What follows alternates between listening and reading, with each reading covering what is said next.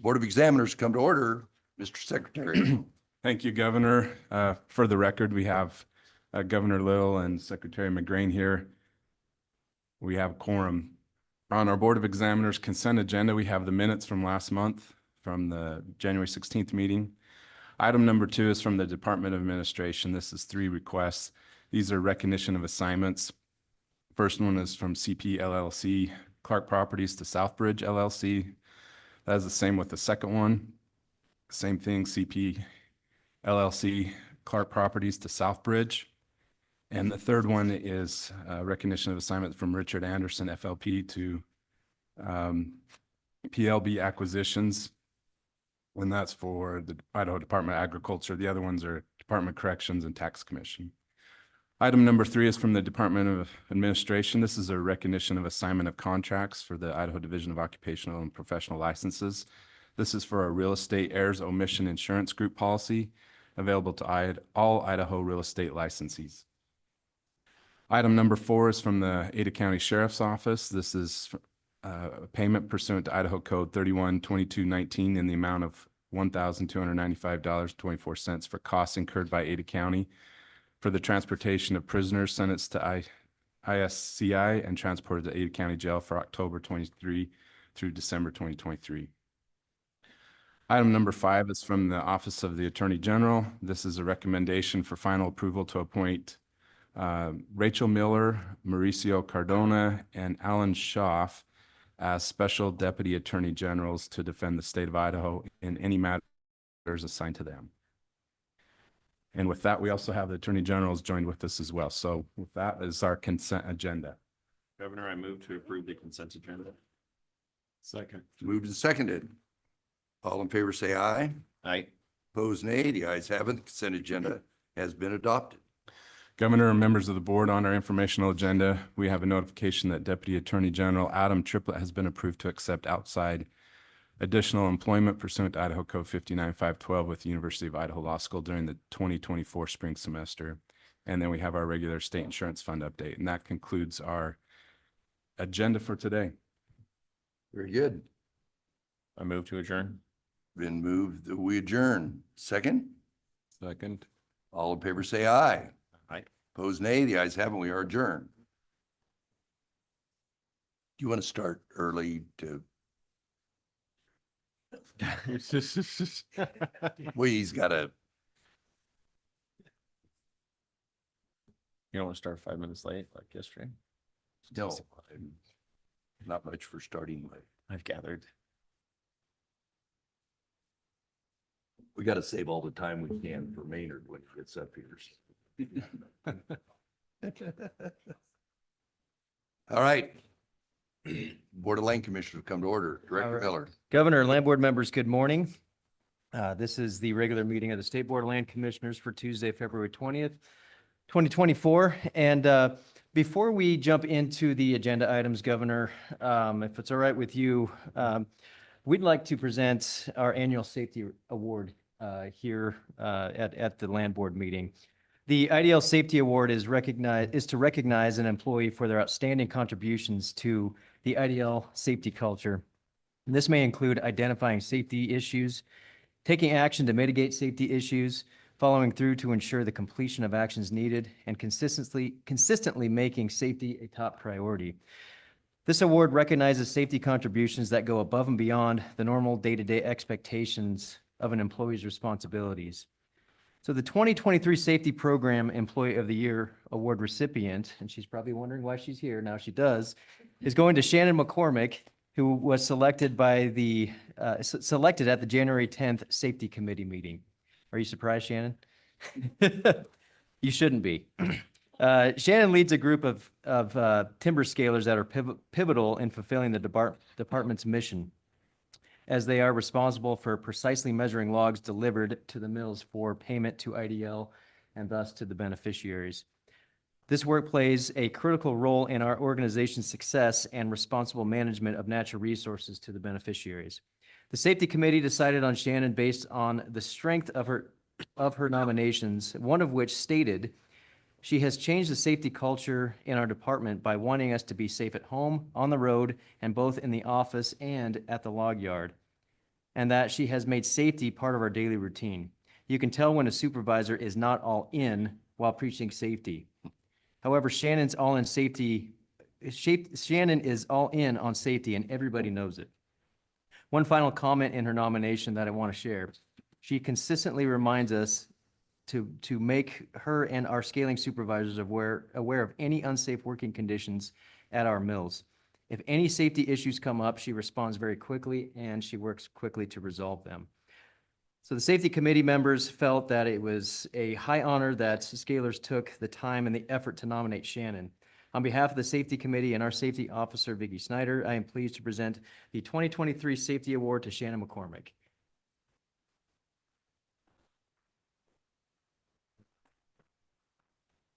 Come on up. And Governor, I told her part of the award is to get a photo with you. Is that supposed to motivate people or not? Congratulations. Thank you. All right. No, Director, how about you go? No, no. Let's get the other board members up here. Okay, congratulations. Squeeze on in. Or if you can just shift a little bit that way or move that chair a little. All right. Tell Raul to move to the left. No, okay. 1, 2, 3. Three. Just she keeps smiling. Okay. Great. Thank you.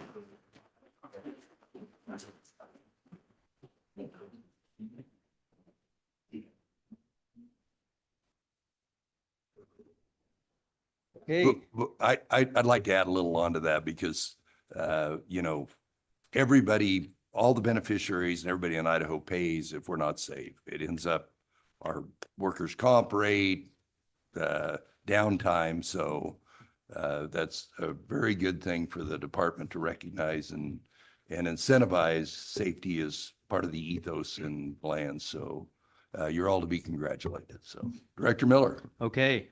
Thank you, Governor. And again, congratulations, Shannon. We'll jump into the department report and begin with the timber sales and transactions in attachment A. In January, the department sold 5 endowment timber sales at auction, and 4 of those sales had competitive bidding. 6 endowment sales did not sell at auction, however. The net sale value of the January sales, represents an 8% upbid over the appraised values. 19.2 million board feet of volume was sold in January for about $3.4 million, averaging about $177 a thousand. So we saw some lower stumpage prices given various market factors. So of those sales that did not sell, 4 of those sales were cedar sales. The price of cedar in our recent sales has dropped from the fourth quarter of 2023 to the current quarter. While other wood species have also experienced declines, the magnitude is not as pronounced. It's also important to note that our timber sales appraisal process often involves a lag before these changes are fully reflected. There were also 2 sales in the Payette Lakes area and the Southwest area field offices. Currently, this market is experiencing a downward trend characterized by reduced log prices. This situation is further exacerbated by the rising costs of logging and hauling, attributed to high diesel prices and a decrease in the number of operators. So the department will continue to seek feedback from purchasers and analyze factors in influencing these prices, and will reoffer these sales at a later date. On the next table, you can see that we are offering about 24.7 million board feet of volume for auction during the month of February, valued at just over $4 million. The current volume under contract on the next table shows 509 million board feet of volume in 152 active contracts valued at over $153 million. And you can see our current volume under contract average price is beating the 3-year average price. The timber harvest receipts depicted on the next table on page 2 shows $53.8 million so far this fiscal year. About $6 million came in January, with about $9.9 million projected for February. As you can see on the next table, we are moving right along with processing and selling volume. in FY '24, with 72% of the FY '24 sales plan volume either sold or currently in process. Again, our target for FY '24 is 328 million board feet, and you can see we continue to exceed the target for cedar poles. On the graph on the bottom of the page, you can see we're trending fairly well with our timber harvest receipts at 97% of the three-year average, while our harvest volume sits at 105% of the three-year average, depicted on page 3. And the bottom graph, which is a comparison between finished lumber and stumpage prices. So not much has changed here, and I continue to sound like a broken record when talking about the market here. Lumber remains at slightly above pre-pandemic prices. Interest rates are fluctuating, they're slowly dropping, and new home construction remains slow. Also to note, industry costs are up, as I indicated earlier. Labor costs, fuel costs, etc., and full log yards have influenced the downward pressure on our stumpage prices. So given these factors, we are lagging behind the 6-month average price for this time last year. But we'll continue to track that, and we continue to still put up volume at good prices. So Governor and Land Board members, I'd be happy to answer any questions. Questions? Continue. For the record, so everyone knows, Superintendent Critchfield's got a budget hearing and a germane committee meeting that she's happened to cover right now. So Okay. I told her we'd take care of her in her absence. Okay, thank you, Governor. On to attachment B, endowment transactions within our trust lands division. This is non-timber. The department issued a total of 21 instruments in January and granted 3 easements. You can see there easements for Kootenai Electric Cooperative, which is a power line, Avista Corporation is a gas pipeline, and then Spectrum Pacific West LLC, which is a communications line. On page 2, in the non-timber revenue category, you can see we remain ahead of projections for the end of January. You can see we're ahead in many categories. Just a couple of things to point out. In the communication site category, we are ahead of revenue projections due to reporting of some leases formerly categorized as military comm sites have been now included into the communication site category. In the residential category, we are ahead of projections due to recent appraisals coming in higher than we estimated. And in the mineral lease category, again, we're ahead of projections here due to premium bids, namely a $550,000 premium bid for a sand and gravel lease that we reported on not long ago. We are currently ahead of the 3-year average for leasing income, and we are on track to meet or exceed our fiscal year-end revenue targets. And on the topic of royalties, on page 4, you can see that we are ahead of the 3-year average so far this fiscal year at $1.5 million, going directly into the permanent fund. 82% of that revenue being royalties from sand and gravel operations. So, Governor and Land Board members, I will stop there for questions. Questions? Continue. Okay, let's move quickly on to attachment C. This is the first legislative summary for the board. You can see here our IDL pending rules. Our non-fee rules have all been approved by both the House and Senate germane committees.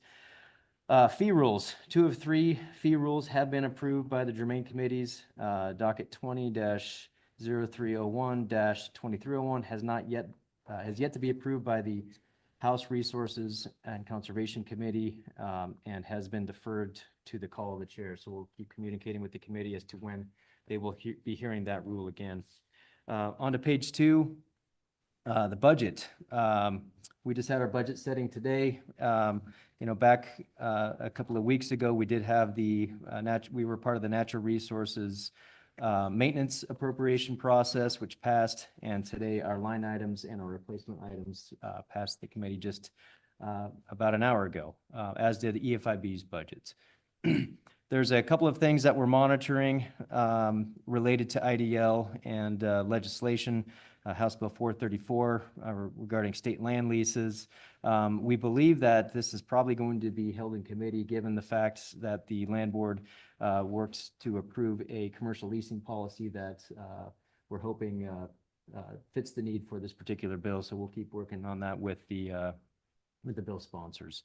House Bill 507 regarding timber. This bill would require a bond to be put up for a person or entity delaying or preventing the cutting or removal of timber by a purchaser of a G&A timber sale. The bond shall be in the amount equal to the appraised value or the purchase price of the timber sale. So we're monitoring that one as well. Senate Bill 1243 regarding grazing leases, leases that were part of that came about through land exchanges being treated similar to federal leases or federal permits. So that one, of course, we're paying close attention to. And with all these pieces of legislation, we continue to have conversations with the bill sponsors. Senate Bill 1279 is a modified version of Senate Bill 1257. And this bill amends existing law to define the phrase "has not been modified" regarding pre-Lake Protection Act encroachments, those that predated 1974. And just bumping to the next page, Senate Bill 1292. This is regarding legal representation for the Department of Lands. Senate Bill 1342 down at the bottom there, grazing leases. This would amend existing law to allow grazing leases on state lands to be extended out to 40-year leases, similar to commercial leases. However, these grazing leases would not have to go before the county, since they would be extended beyond 20 years. There's a provision in this bill that would not require grazing leases that are extended out beyond 20 years to have to go before the county commission for a hearing. So with that, Governor and Land Board members, I'd be happy to answer any questions. Questions? Continue. Okay, moving on to attachment D, Resource Protection and Assistant Report. We'll bring up Eric Wilson to present on this item. Mr. Wilson, welcome. Thank you, Governor, members of the board. For the record, my name is Eric Wilson. I'm the Resource Protection Assistance Bureau Chief with the Department of Lands. This is our biannual report, and for the Navigable Waterways Program, in the first half of the fiscal year, we've approved or processed 159 encroachment permits. That is the lowest start to the fiscal year for encroachment permits since 2019. So activity appears to be slowing down a little bit in that regard. And in table 1, you can see the numbers of instruments we have in place and the new ones as of this point in the fiscal year.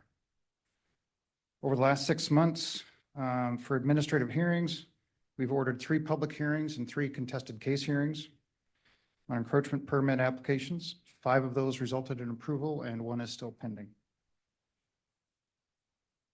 We also accomplished moving the riverbed mineral leasing in Idaho set of rules to a pending rule. And as the director reported, that has now cleared both committees. Over the next 6 months, preparations are underway to start the next negotiated rulemaking. And that will be our rules for the regulation of beds, waters, and airspace over navigable lakes in the state of Idaho. That's our encroachment rules. More on that as a regular agenda item later on. For the financial update in this program, IDL generated over $432,000 in navigable waterways in the first half of the fiscal year.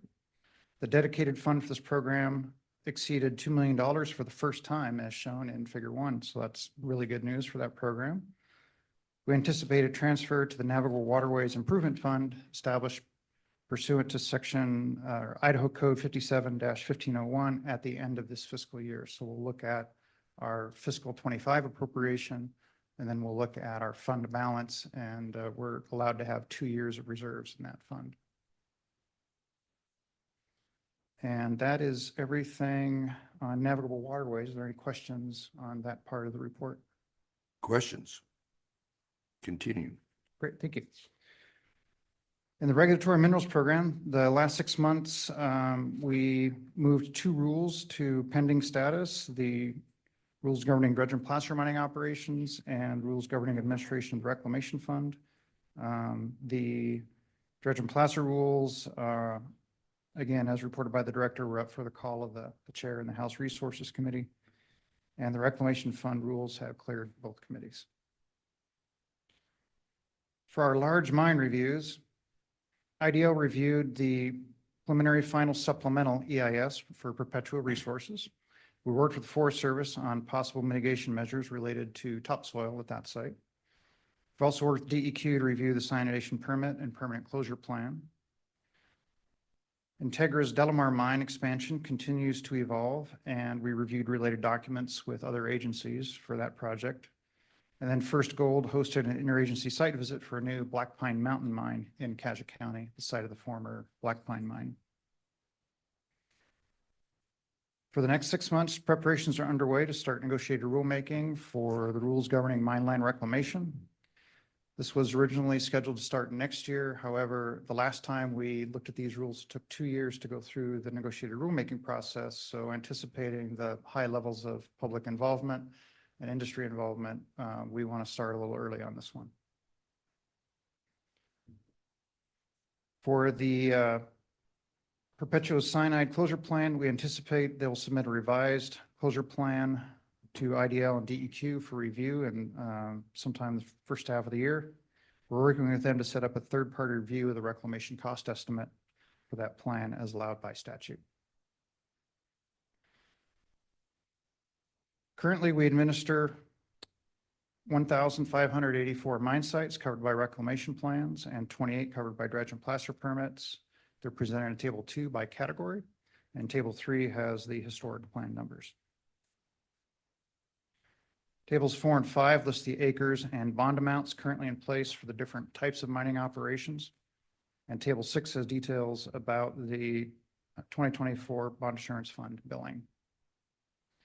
And Figure 2 illustrates the revenue, expenditures, and balance for the bond assurance fund. In the abandoned mines program, IDL share of income for the first half of fiscal 24 was over $160,000. This is more than the previous 9 years combined. Table 7 lists the projects worked on in the first half of the fiscal year. And Figure 3 illustrates the revenue, expenditures, and balance for the abandoned mines fund. And with that, I'd be happy to answer any questions. Questions? All right, I guess you're off the hook. Great. Thanks, you. Eric. Director. All right, Governor, we'll move on to the Endowment Fund Investment Board report and bring up Chris Antone. Governor, members of the Land Board, good morning. As you may recall, December was a very strong month in the financial markets as the Fed adopted a softer tone and indicated that inflation was coming down more quickly than they anticipated and that they would likely begin reducing the Fed funds rate later this year. January was a much less dramatic month. Equity markets were up slightly because we had strong economic news, but overall the portfolio was only up 0.1% for the month, which left us up 5% fiscal year to date. We have had some additional gains in the early February through last Friday. The fund was up 6.9%. So we continue to have strong performance so far this fiscal year. During the month of January, the U.S. unemployment report delivered positive signal on labor conditions. We added 353,000 non-farm payroll jobs, and unemployment remained unchanged at 3.7%. The strong labor markets really give the Fed time to make sure inflation's under control before they begin reducing rates. The improvement that we saw in hiring was broad-based across many industries, and we finally started to see manufacturing turn the corner and show improvement during the month. In addition, big tech earnings remained very strong as it came out with Q4 profits and pushed the S&P 500 to a new high during January. We hit another new high last Thursday. So financial markets have been strong again, driven by those large tech companies. And Governor, that concludes my remarks for today, short and sweet. And Bob Maynard and I look forward to talking to you a little later today about endowment reform. Questions? And I ask this frequently, how often do we get a true up on the real estate assets? We update the values quarterly. Okay. So we're through Q4 now. Okay. All right, further questions? Thank you. Thank you. Okay, Governor, moving on to the consent agenda. Item 3 in your materials is a Forest Legacy conservation easement, and we'll bring up Archie Gray, Bureau Chief for Forestry Assistance, to present. Good morning, Governor, members of the Land Board. My name is Archie Gray. I'm Forestry Assistance Bureau Chief. Thank you for the opportunity to present on the consent agenda item that is the department's request to add the Baldy Tract to the Forest Legacy Program. The Forest Legacy Program is funded by a competitive grant process administered by the U.S. Forest Service. IDL competed nationally with phases of this project in 2020 and 2021. The grants for this project were funded by offshore drilling royalties. There's a 25% non-federal match required, and this will be met by the landowner's donation of 25% of the easement value. The Forest Legacy Program empowers private landowners to safeguard their forest land for perpetual timber production, which helps to ensure a steady, reliable sawlog and fiber supply for industry and future mill infrastructure investments. Conserving forested lands as working forests also protects Idaho's viewshed, water quality, wildlife habitat, and protects these strategically chosen lands from subdivision and development while expanding recreational opportunities for Idahoans by opening the property up to non-motorized recreational uses such as hunting, fishing, foraging, and hiking. The project before you today, Baldy, is part of the Moyer River Corridor FLP project. You can see that on attachment to the map. There are 5 properties in this project. This would be the second to close, with the remainder of the project expected to close within the next couple of months. This property is northeast of the Kootenai River and the city of Bonners Ferry. Again, see the map. Within 10 miles of Baldy, there are more than 20 other properties participating in the Forest Legacy Program. Baldy's 918 acres border U.S. Forest Service land. The location of this property makes it a key contributor to not just the important timber producing lands in Boundary County, but also to important habitat for many species of wildlife. Manulife Investment Management Timberland and Agricultural, Inc., on behalf of its client landowner, Hancock Timberland X, wishes to convey the development rights of this property by way of a conservation easement to the department to conserve this forest land in perpetuity. This protects the economic and environmental values while keeping the property in private ownership and a part of the local tax base. The project has garnered broad support by various public and private entities. The department received several letters of support, see attachment 3, and the Boundary County Commissioners were updated on February 12th, 2024, and expressed support for the project. We are not currently aware of opposition to this easement. These forest lands have substantial conservation and economic values that are of great importance to the people of Idaho and Boundary County. The protection of these values will yield significant public benefit. I'll now stand for any questions. Questions?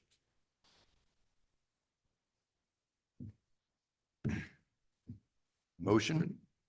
It's consent agenda. Oh, it's on the consent agenda. We haven't got to the. Okay. All right, thank you.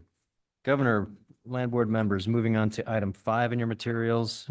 This is a presentation on the results of the December 22nd, 2023 commercial recreation lease live auction.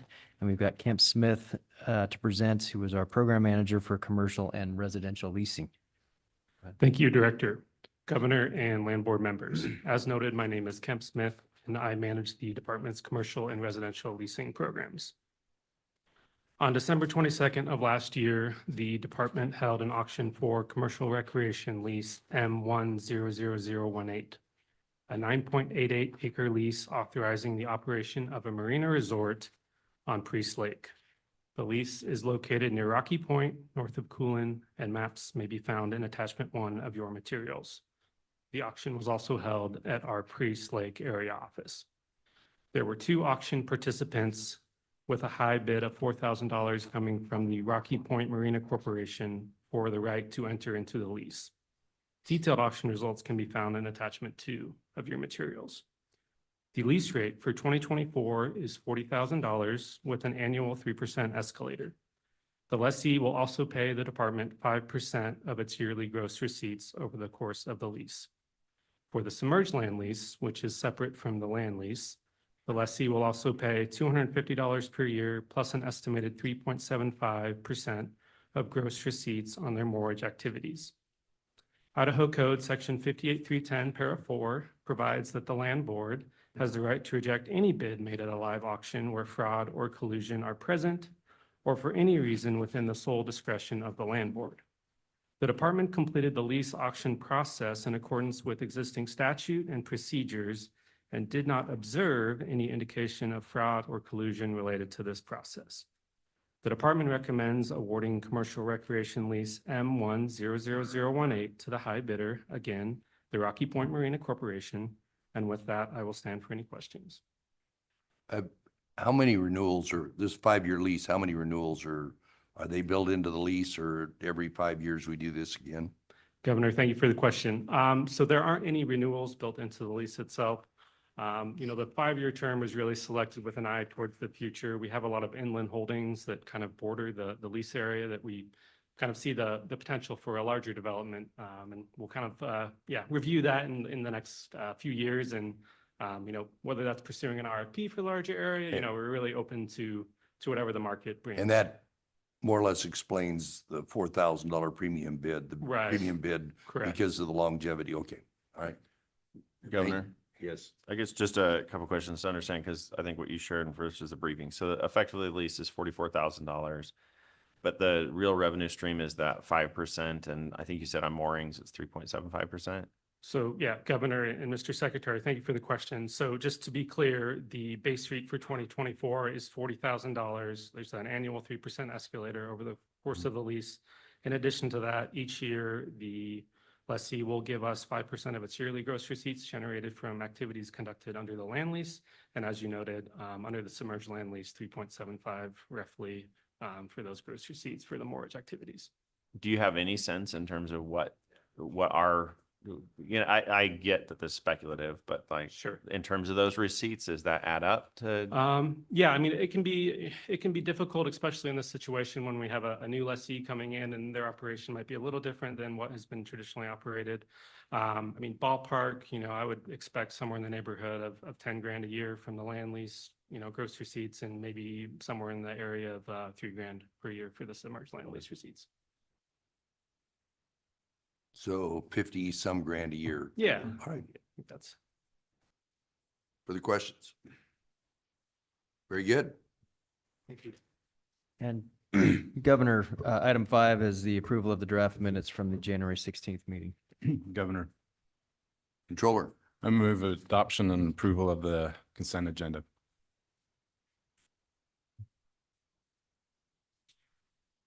Second. Second. Been moved and seconded. Further discussion? Hearing none. All in favor, say aye. Aye. Opposed, nay. The ayes have it. Consent agenda has been adopted. Okay, Governor, land board members, on to the regular agenda. Item 6, this is the approval of a timber sale with a clear-cut harvest unit greater than 100 acres.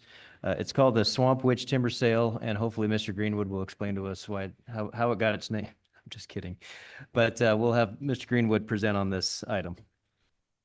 All right, thanks, Director, Governor, members of the board. As the director stated, my name is David Greenwood. I'm the Timber Bureau Chief, and I will not get into the naming conventions. I'll pass on that one. So I'm here today to present the Swamp Witch Timber Sale for your consideration. As you're aware, the sale has a clear cut that exceeds 100 acres, which requires land board approval. Maps for the timber sale can be found in attachment 1 and 2. The sale is located in an area with IDL and industrial private ownership mixed that has been previously managed, and it is approximately 7.5 miles to the southeast of Elk River, Idaho. The proposed clear-cut unit comprises actually 3 units, but they total 38 acres in size.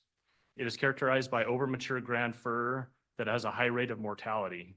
Therefore, harvest is necessary to capture the highest value and convert to a cereal species which is resistant to this insect and disease problem. The department has a proven track record of successfully planting stands for stocking that maximize return to the beneficiaries. The sale has been prepared to meet the Forest Practices Act and Forest Asset Management Plan and is civiculturally and economically justified, and this was approved by the Timber Bureau as seen in attachment 4. So it's the department's recommendation to move forward with the Swamp Witch timber sale as presented, and I'll be happy to answer any questions the board may have. Questions? Governor. Controller. I move we approve the Swamp Witch timber sale with the clear cuts on those 3 units. Second. Moved and seconded. Further discussion? All in favor, say aye. Aye. Opposed, nay. The ayes have it. Thanks. Thank you, sir. Hey, Governor, Land Board members, the next 2 items, items 7 and 8 on the regular agenda, are regarding 2 negotiated rulemakings, and I'll bring Eric Wilson up here to present on these 2. Mr. Wilson, welcome back. We've missed you. Well, thank you, Governor. That's great. I appreciate that. So the question today is, shall the land board authorize the department to initiate negotiated rulemaking for IDAPA 20.0302 rules governing mine land reclamation? The department administers these rules under the authority of the Idaho Mine Land Reclamation Act, Title 47, Chapter 15. These rules establish the notification requirements for exploration and the application, operation, and reclamation requirements for mined lands. In addition, they establish the application and closure requirements for ore processing by cyanidation facilities. Lastly, the rules establish the financial assurance requirements for both mining and cyanidation facilities. Following the Executive Order 2020-01, this rule chapter was scheduled for a comprehensive review in 2025 with the goal of simplifying the rules for increased clarity and the ease of use. Anticipating a high level of public interest and also industry interest, we recommend starting negotiations in the spring of 2024 in order to finish negotiations by the summer of 2025. The department anticipates diminishing the overall regulatory burden by reducing both total word count and the number of restrictive words. And a proposed timeline for the rulemaking process is provided in attachment 1.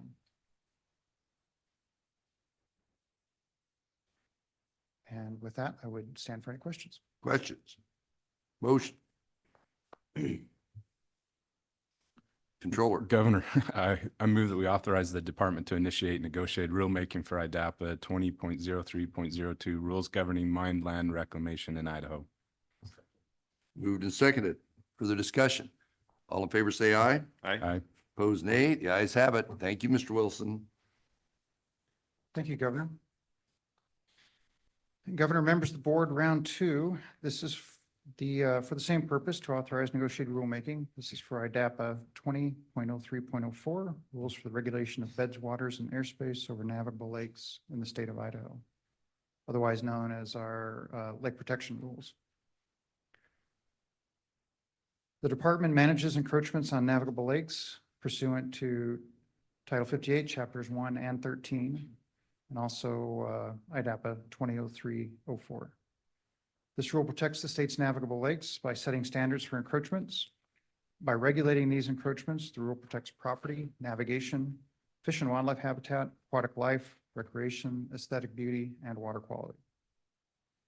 Encroachments on these lakes include docks, marinas, piers, buoys, pilings, breakwaters, boat ramps, and other facilities used to support watercraft, as well as fills in the lake, bridges, utility lines, float homes, boat garages, and other structures constructed on and or above the beds or waters of a navigable lake. This is also rulemaking done under the zero-based regulation executive order. Again, it was scheduled for a comprehensive review next year in 2025.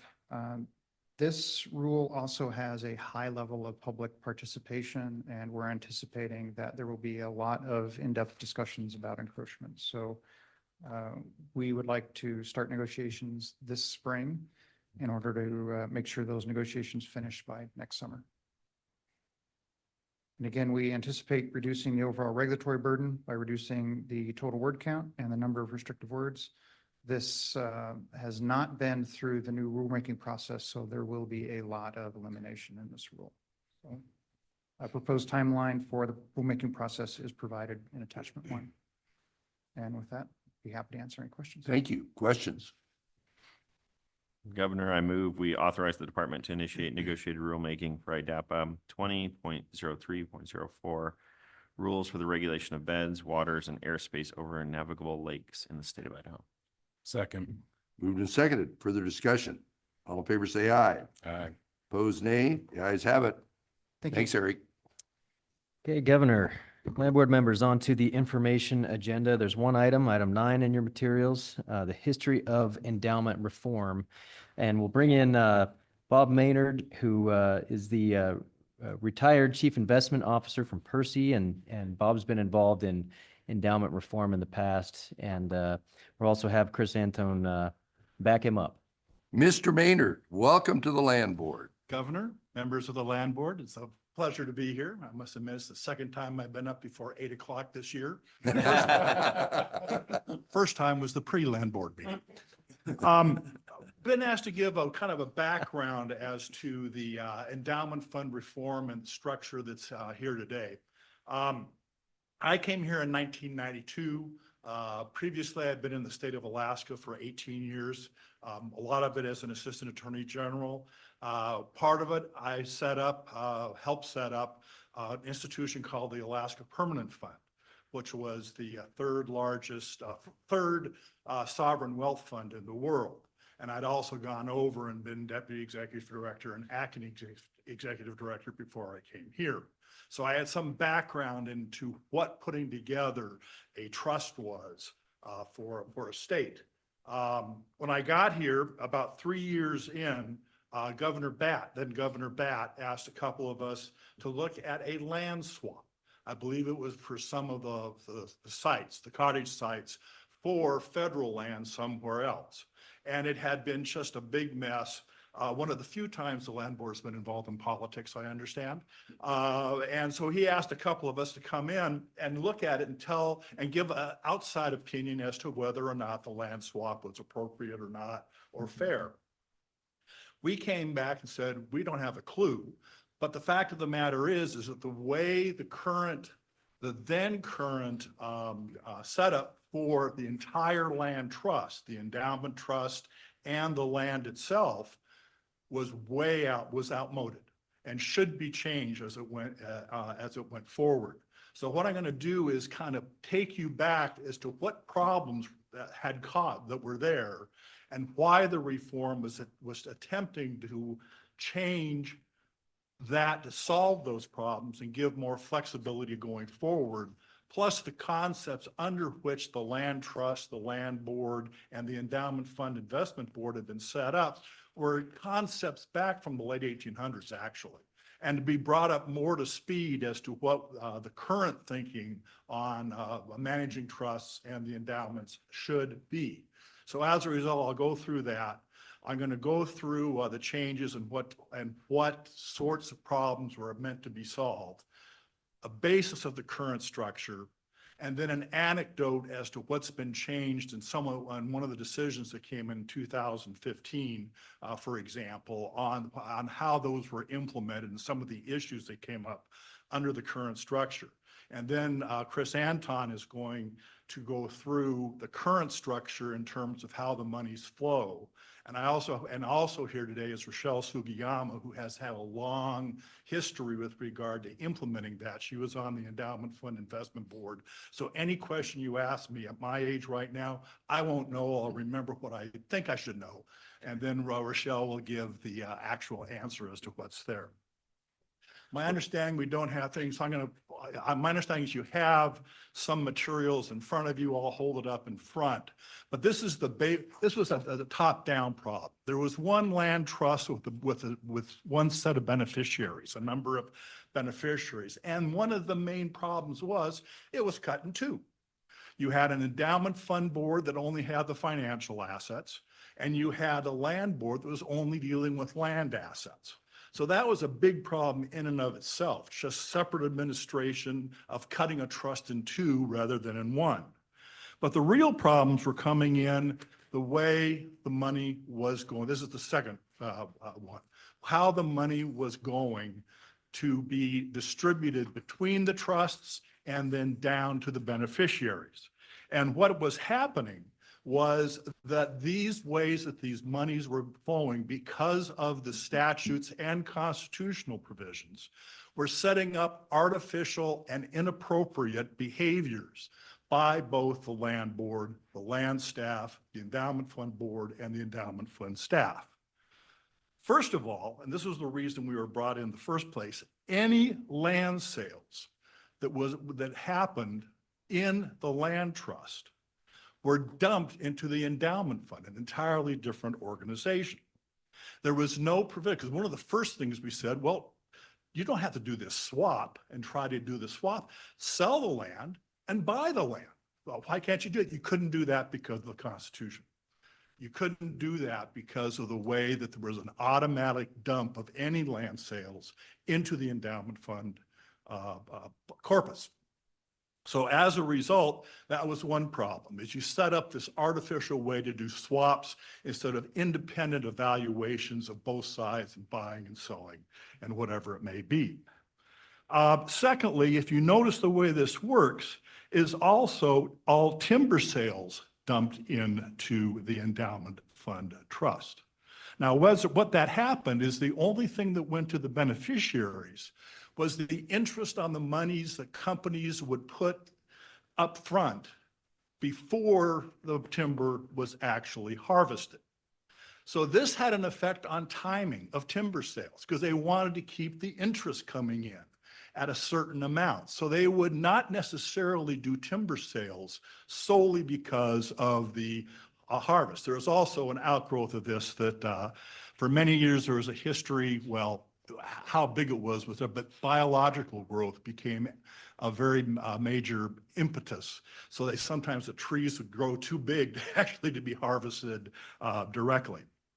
On the endowment fund side, because it was only interest that would go down, and the endowment fund was only allowed to invest in bonds. So as a result, and they weren't allowed to invest in equities or other sorts of financial instruments at the time. So as a result, there was a real, and it was a 1970s bond operation, as it was done in-house with brokers and all that good stuff. As a result, because it was interest off the bonds, it was an artificial incentive to only buy high coupon bonds as they were issued. And so as a result, that caused an artificial, as interest rates are going up or down, and it was clear sometime in the next 20 years, interest rates are going to hit a bottom and go up. That's a disaster sort of scenario for managing a bond portfolio. So there was that going on. There was other types of incentives. For example, I don't know if you've changed this at all, but you had grazing land in the middle, little pieces or everywhere. There was no way to sell it and consolidate it because there was a bunch of lack of flexibility because of the fact that any land sales had to go drop directly into the fund. Anything else that was going on? Well, there's a bunch of stuff going on, but that was, you can see the problem of having separate, divided parts, different incentives on both parts, none of which were necessarily involved in giving flexibility and allowing some sort of ability for the endowment as a whole, and I mean the land and the financial assets, to be managed with some flexibility, but still some structure. So as a result, we did two things. And this was about 1995, 96. And then this took till about 2000. We set up this structure, well, the next page, where basically set up a overall oversight board for the entire trust. And where the land board, you became the overall overseer of both parts of the trust, to be able to set strategic policy, to be able to set distribution policy, asset allocation, investment policy. And by asset allocation, it means how much resources do you want in the land? And how much resources do you want in the financial assets? And how do you move money between the two? By the way, one of the big issues too about not doing land sales was the problem is you couldn't put money back to buy land. If you sold land, it went into the endowment trust and it became part of the corpus, and you couldn't pull that money back up and buy other public land. And there were other values with regard to having public land besides 100%. Well, as long as the land was getting good returns, there were other hunting, et cetera, issues with regard to the land. And many people didn't want to give away the land patrimony that the state had had at the start. So this idea that all land sales dumped automatically in was going to occur. And so this gave the idea was to do some flexibility. So the real change as well, and this is on this page, was two things. You'll see, this is the current way the land assets and the financial assets and the flow of funds, and Chris Anton will go through this in a little bit more detail, but I want to bring two parts of this to your attention. First, on the far left, land sales go into a land bank. They don't automatically drop into the permanent fund. And as a result, that gives about 5 years for the board to decide, do you want to put this money into financial assets for the long-term benefit of the beneficiaries in the state? Or do you want to rebuy public lands, timberlands, et cetera? So you're allowed some period. This required a constitutional amendment.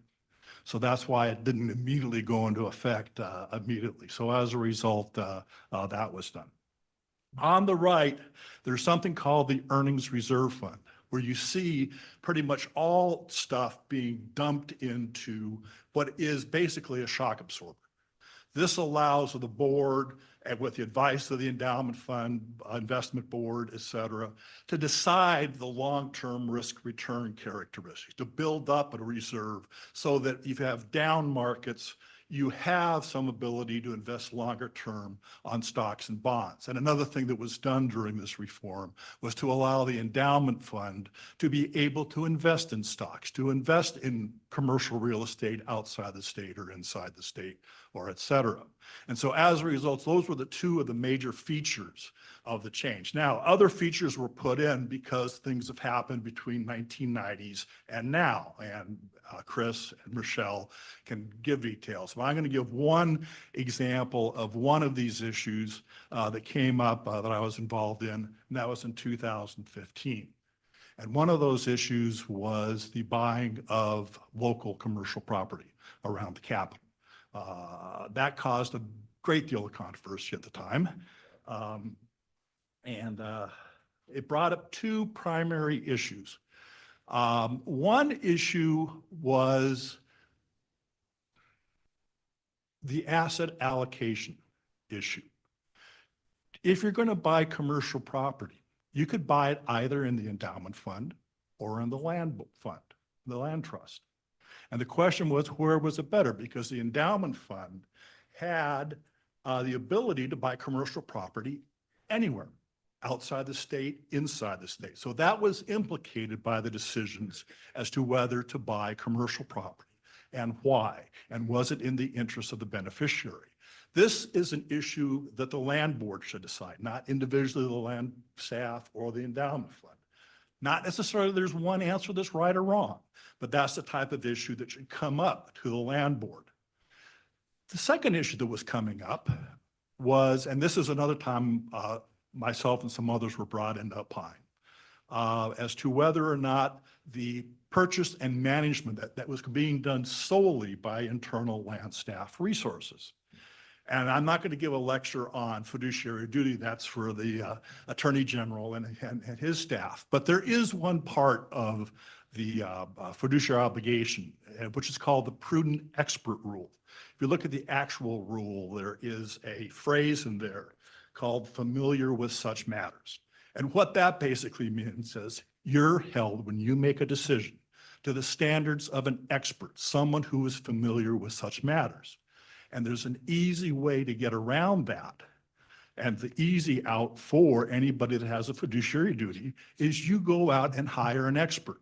So the question was the advice given to you by the land board staff for the purchase and management of those properties up to the standards of an expert? So if they are, you're fine. Well, the other part you can take care of yourself for any fiduciary is not only do you hire an expert and go through the process of finding an expert, you get somebody else, an outside consultant, somebody else to look over and say, yes, they're still an expert. As long as they maintain their expertise, you're still fine. So when an expert tells you, charge this amount for money, you can look over to your consultant and say, is that okay? If they say it's okay, you're covered. So you got an expert making the decisions, and you have someone checking to make sure they maintain their expertise. There's other ways you can do it, but that's the easiest. This is why you brought in, I believe, Callan, to look at the overall way the trust is being put together. And as a result, to give you cover that the advice you're getting is being given at an expert level, is appropriate, and just to double check it. Because the standard you're held to is that of an expert, not just good faith on your part. So that's one issue that showed how this new system started. I'll give it to Chris now and stand by for any historical question. I used to be brought in for my insight, my wisdom. Now I'm simply brought in for historical memory. Also, part of the historical memory is the governor from the 2000s. So there's more experts on the history than even me right now. So I'm welcome. Thank you, Bob. Chris? Well, I think Bob covered most of it, but I wanted to spend a few more minutes on, I think it's page 5, this current flow chart, current structure. So the items in yellow are the permanent assets. So the first bubble is the land assets managed by IDL. I think you're all aware. We have 2.5 million acres. Whenever land is sold, the money goes into what Bob talked about, the land bank, which is an account at the treasurer's office.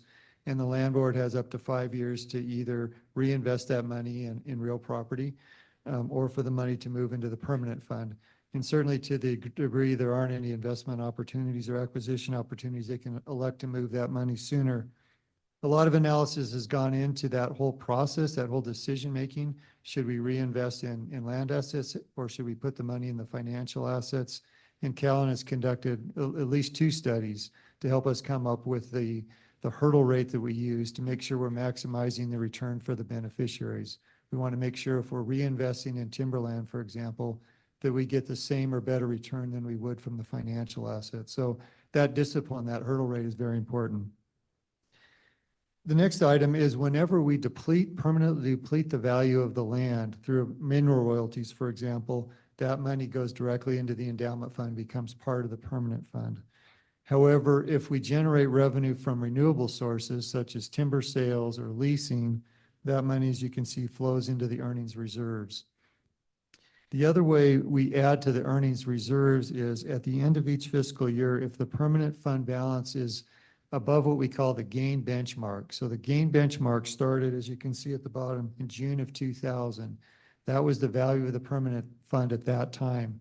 And every year we add the deposits that are going into the permanent fund plus inflation. So that's growing by at least the rate of inflation every year. And at the end of the fiscal year, we move any earnings above that adjusted benchmark, above the inflation adjusted amount, into the earnings reserve, into the earnings reserves. And then there's a second process. We come to the land board and say, where are we at relative to our target reserve levels? So let's talk about the target reserve levels. So we spent a lot of time with Callan saying, what is the right amount to keep in the earnings reserve? As Bob mentioned, it's a buffer. It allows us to withstand volatility, either decline in revenue from lands. If housing sales drop or timber prices drop, we have that volatility. Or if financial markets are down 20 or 30% in a year, we have that. And Callan, after doing extensive analysis, came up with a recommendation of 7 years of beneficiary distribution. So if we have more than that policy amount, that moves back into the permanent fund. And that back and forth has allowed both the permanent fund and beneficiary distributions to grow at greater than the rate of inflation. In fact, at the rate of inflation plus population growth. As Bob mentioned, that earnings reserve strategy is really important. You know, we've talked to a lot of our peers. I think there are 33 other states who are land grant states. And every quarter, Chris Alberson and I have a call with the CIOs of a lot of the other funds they really envy our process because we have that buffer, because it allows us to be more aggressive with our investment strategy and maximize the long-term returns for our beneficiaries. So in addition to the investment strategy, that's where we make our distributions. So as you can see from the earnings reserves, we pay out our beneficiaries distributions monthly. We pay FIB expenses. We pay the majority of the Department of Land's expenses. And all in all, it's a really cohesive, collaborative effort between the financial assets and the land assets and between our two teams, and works very effectively. So that's a little more detail than Bob added. I don't know that I added much to it, but anyway, we'll stand for any questions that you may have. Questions? Controller? I guess my thing is maybe kind of going future thinking as well. I mean, I know you were part of the 95 to 2000 reform. And I remember you helped, and this is more, probably both of you, but I remember Bob was part of this, talking about getting us across the finish line. We were about the 20 or about to the 10. And he said, we need to get across to the finish, to the end zone. And we implemented several of those items in 2015. I guess kind of forward looking, are there other things that maybe we can look at going forward to continue to progress, and if there's other things on here that we could do? In particular, I guess one I'm looking at is like the land bank. Is land bank the right amount with 5 years? And is it the right type of investment structure of being in that, it's more liquid, of being what is it, the local government investment pool? If there are other opportunities to invest that land bank funds. One of the main changes, I got in the investment industry in the 80s. One of the main changes is back then, there were only a few options and having advanced knowledge. The problem now, as the governor knows and everybody else knows, there's too many options. There's too many things to look at, too many things that you can get into, and left to run wild. Your problem is not, it's like if you ask a consultant, what can I invest in? It's like having a dandelion going to seed. You have to have as long as you're firm on your investment approach, as long as you're firm on your goals as a board, for example, where are you on grade? One of the main issues was always only having one lot in the grazing leases. That was a goal back then, to try to make that a more rational process, but all sorts of politics get involved in that. So it's the kind of the consolidation of the current lands, and how much land do you want to keep going forward, for what purposes and where. You have flexibility now to what's the vision for the land base going forward. Once you decide that, then in the asset allocation, you can make decisions as to what type of financial assets you need, either to hedge or to lower the risk of the total portfolio. So I think it's more a matter of you all deciding, where do you want to be 10 years from now? Turning to Chris, turning to your land board staff and say, what's the best way to get us there? Rather than looking out and asking a consultant, what can we invest in? That would be my advice. I'm just going to add one thing to that. So when Callan did their analysis, one of the things they have to consider is sort of the opportunity cost of having money in the land bank. If you go back through much of the last 20 years, interest rates were extremely low. And as you know, the money in the treasurer's office is in short-term treasury. So for many years, that was kind of dead money. And so there was an opportunity cost of having it there for 5 years. Now that's changed somewhat as interest rates have come up. We are now earning a reasonable amount of interest. So it's a balance. You want that money to be used effectively, but you also want to give yourself enough time to buy land when the property values are down.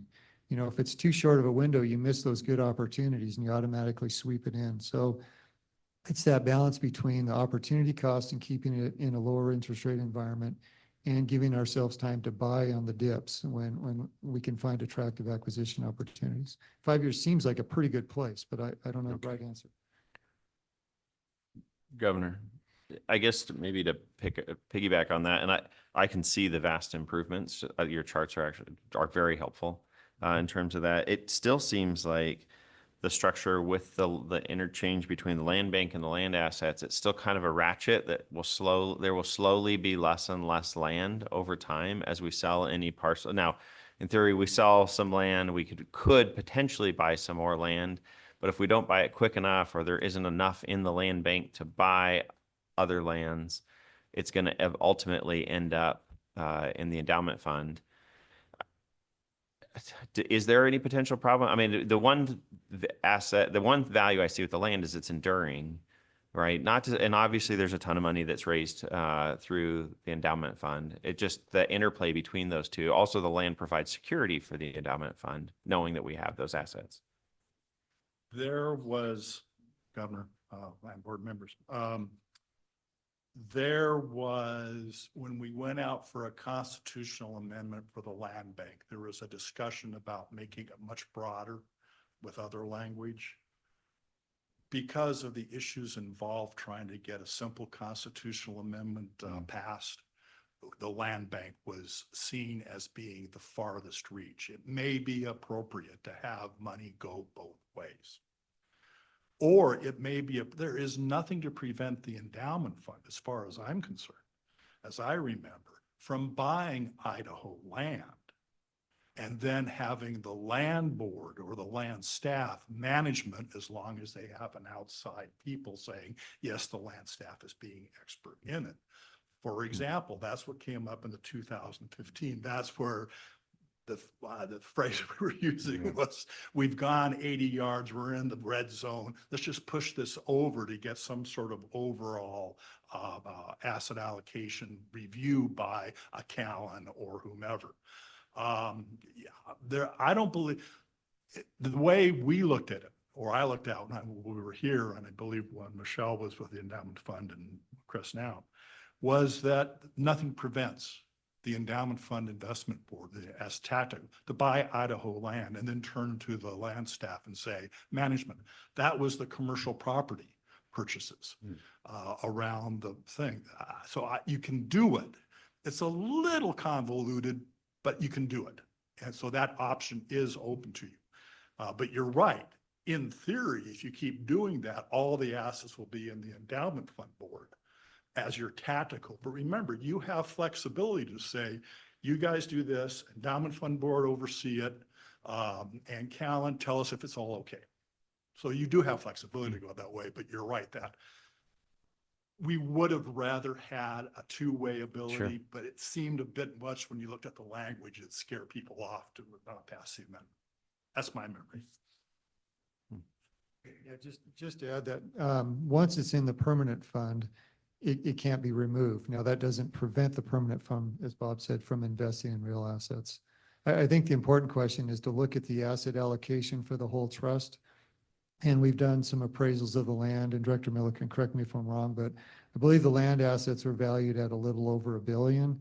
We have about $3 billion in financial assets. So we have about 25% allocation to the land assets, plus we have another 10% allocation in real estate. So relative to looking at a whole portfolio designed to maximize return for beneficiaries, we're pretty land intensive. I'm not to say that we want to reduce that, but it's not a bad place to be. Follow up, Governor. I guess it's so I'm playing with exactly where you're going, and I think to your question, so you say 10% real estate. Now that's 10% real estate in the endowment fund that's anywhere. It's not specifically Idaho, but in theory, going back to the commercial lease, the commercial sites, a portion of it could be in Idaho. Completely hypothetically, you could have the endowment fund purchasing timberland and as part of the endowment fund, which is distinctly different than the timberland that is part of the land assets. I'm just, obviously I'm noodling all of this. Yeah. Yes, in theory, that's possible. Yeah. Thinking about how to administer it could be challenging. I can see. In theory, it's possible. Yeah. But having timber, like for public pension funds nationwide, Mhm. many of them who don't have a state that is heavily timber oriented have a bunch of timberland within their public pension portfolios. And the Endowment Fund Investment Board could easily do that. So that's why the issue is what type of land base do you want 10, 15, 20 years from now? You artificially, it may be in the endowment fund in terms of the actual paper slots, but you could have the land staff still administering. You have the whole purpose here is to give you all the flexibility to have a long-term vision and implement it over time. Now, there'll be artificial categories, and it may be appropriate in the future to have a constitutional amendment to formalize the actual paper categories into the actual operation. But you do have the flexibility, or at least that was the goal. So just to continue on that line, you had mentioned in your presentation the tangential benefits of land ownership, right? Hunting, all those other things that come with us having the lands that we do. Do you perceive that to be the same for an endowment fund land? Because your pension fund example, we have land owned in the state of Idaho by other pension funds in other states, and I don't think they perceive it as recreational land. Like the village, for example. Problematic. It's along the lines, you remember back when New York City was going under and they were issuing bonds and it was bought by the New York Pension Fund? That wasn't necessary. There's an all else being equal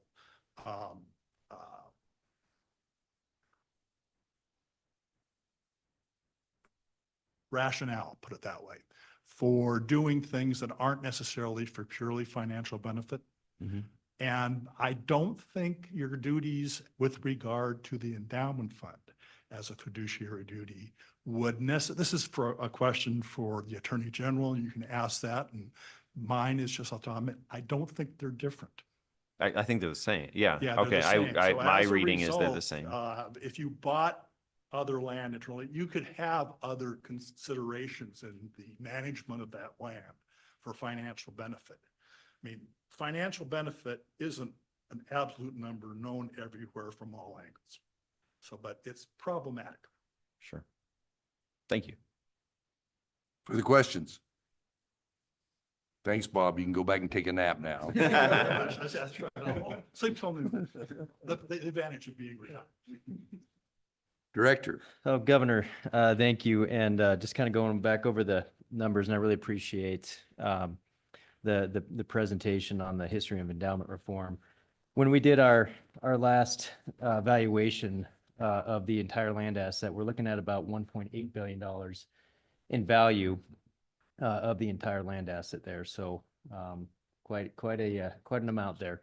And I think this conversation, Governor and Land Board members, really tees up the conversation over land leasing, our leasing continuum that we've discussed. I know we'll be meeting, doing some walkarounds with the Land Board members to talk about where we're at with our land leasing, where we could go. The land leasing continuum we've been discussing over the last several months, including our timberland and our timberland reclass in areas especially that are getting more difficult for us to manage and where we are having a hard time hitting the return that we need to on some of that ground, but having more of those conversations about how we adapt really to a changing Idaho and continue to meet our fiduciary mandate. So we'll be having those conversations with you all very soon. Further question? Well, Director, I think particularly if you look at the Boise State survey about housing affordability, I would ask that the staff maybe look at some of the real estate we have around these urban areas where it's just going to be hard for us, the way we are right now, for us to get our hurdle rate returned on it over the long haul, and look at some of those parcels that we've talked about. You know, we talked a lot around about the McCall area. Well, that ground was aggregated. I finally did the research at a point in time when there was a sawmill on the Lake of McCall, and the land board was exchanging out of ground elsewhere, aggregating it around McCall, and they were going to put the logs in the lake and boom them over to the mill. I don't think that's there anymore, last time I checked. Right. So all that investment by the state to aggregate property, both Priest Lake and McCall, around those areas, I think it's good that we have these kind of conversations with the board about what we do there, because your timber guys know what it's like to try and do a timber sale right next to Priest Lake and McCall. Yeah. But we have an obligation, a fiduciary obligation, to maintain the forest health because we have to pay the fire costs. So we've got to look, and that's one of the things that doesn't show up on the chart is the fire costs that the state pays. Of course, that comes right out of the general fund. But I think some of those parcels that, there's one of them that you and I are aware of. There's the recreation grants that I think just went through again in the Parks Department this morning. Some of that's for parcels in those areas. And the question is, do we get less than an adequate rate of return on it over time, or do we do something else with it and then go into our core competence, which is timber ground where there's a sawmill somewhere close? Absolutely. Yeah, Governor, we'll keep working through those issues. And like I said, we'll be doing having the conversations with the individual board members about a number of these items the next couple of weeks. All right. Governor, if I can just follow on that, to your point, I mean, because I think this is a good conversation for us collectively to have, even if the intent at the time, and I can remember as a kid, logs being floated around everywhere. If that was the intention, it still ended up being an unintentional good investment because of those cabin sites and other, like that land became extremely valuable after the consolidation, in addition to moving logs. Right, and us looking at. Having a It became valuable, controversial, but having a valuable asset is one thing. Being able to sell it and monetize Sure. it is a total different. that's fair. That's called land poor, and I know a little about that. Right. Well, Governor, Anything else? No, that concludes the agenda for the day. All right, Governor, we adjourn. Second. moved and seconded. We adjourn. All in favor, say aye. Opposed, nay. The ayes have it. We are adjourned.